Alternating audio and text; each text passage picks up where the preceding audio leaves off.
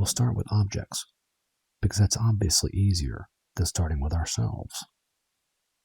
The most direct way to understand emptiness is this: nothing ever gets constituted.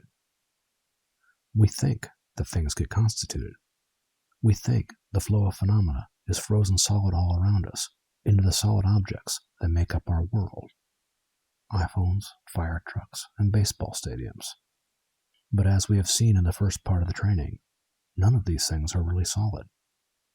There is no privileged moment where your iPhone is unchanging. There is no iPhone in an iPhone, something that is traveling between moments of iPhone. There is no Oakland Bay Bridge in the Oakland Bay Bridge, something that moves from one moment of world to the next. So when we say that nothing ever gets constituted, we are just saying that no solid, unchanging object ever gets created by all this phenomenal flow around us. And here's the thing: if iPhones and fire trucks and bridges never get constituted, that means the world never gets constituted.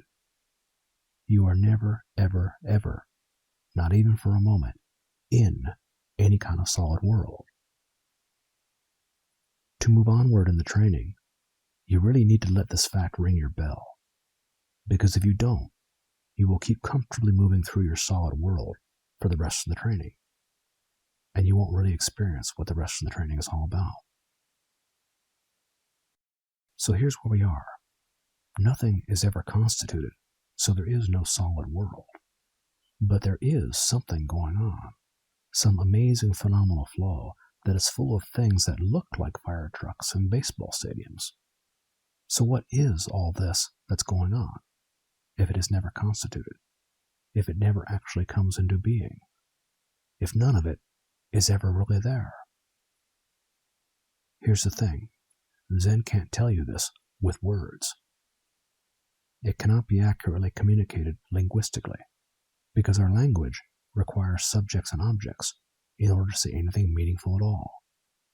And emptiness takes all of that away. So in order to understand emptiness, in order to take the next step in Zen, you have to experience it yourself. And by that, I mean actually experience it, not think about it. Thinking happens in words, so thinking will never get you there. But the problem is this: you can't experience emptiness as long as you hold on to your old beliefs about the world actually being solid. You cannot see a fire truck as a solid object and simultaneously experience it as a flashing phenomenal expression, one that is completely empty. It's like swinging on ropes through trees. You have to completely let go of one rope in order to grab onto the next. Right now, you are hanging onto the rope of a substantial world, and you have to completely let go of that rope to go where we are going. Right now, my guess is that most of you are very hesitant to let go of the rope. Most of you still think that a world is getting constituted and that you are located in that world. You have a hard time believing that everything around you is really empty.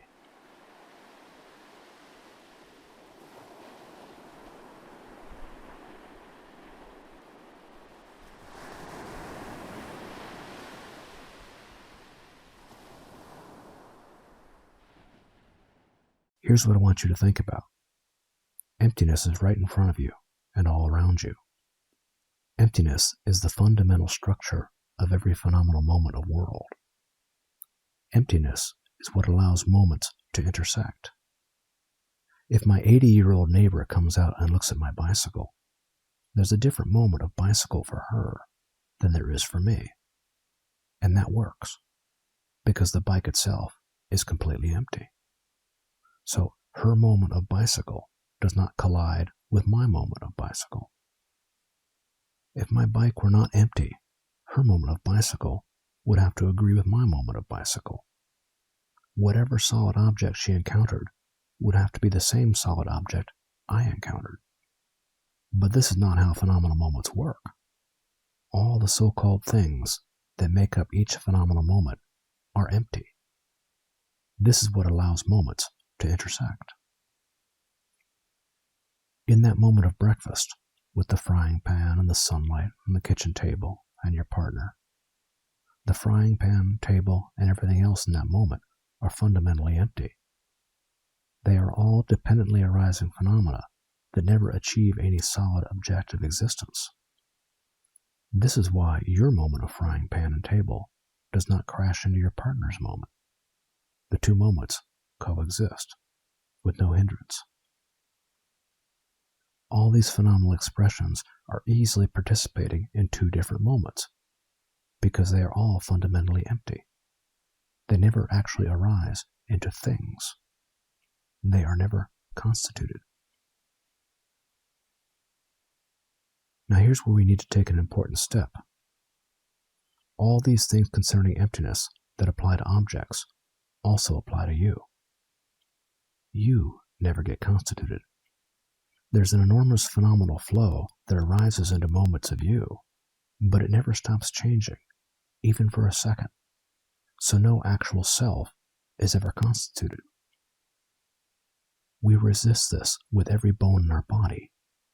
We feel that a self does get constituted, and that it more or less persists from day to day. The distinction Zen makes is this. All this psychological content is very similar from moment to moment and day to day.